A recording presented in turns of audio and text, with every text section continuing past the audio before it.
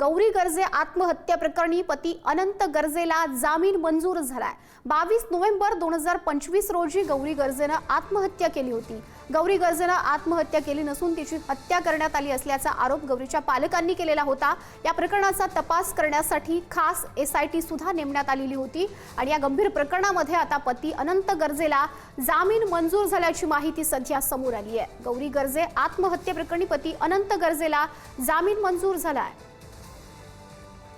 अधिक जाणून घेऊयात, प्रतिनिधी नंदकिशोर गावडे आपल्याशी जोडले गेलेले आहेत। नंदकिशोर, नक्कीच खरं तर गेल्या 3 महिन्यांपासून अनंत गर्जे जे आहेत जे धनंजय एकंदरीत जर पाहायला गेलं तर हे आतमध्ये असलेले आपल्याला पाहायला मिळत होते। मात्र सध्या आज त्यांना जामीन मंजूर झालेला आपल्याला पाहायला मिळत होता। गौरी गर्जे यांच्या पालकांकडून म्हणजे त्यांच्या आई असू दे किंवा त्यांची काकू आणि त्यांच्या बाबांकडून वेगवेगळे आरोप जे आहेत ते करण्यात आलेले आपल्याला पाहायला मिळत होते। मात्र आरोपांती आज त्यांना जामीन मंजूर करण्यात आलेला आपल्याला पाहायला मिळते।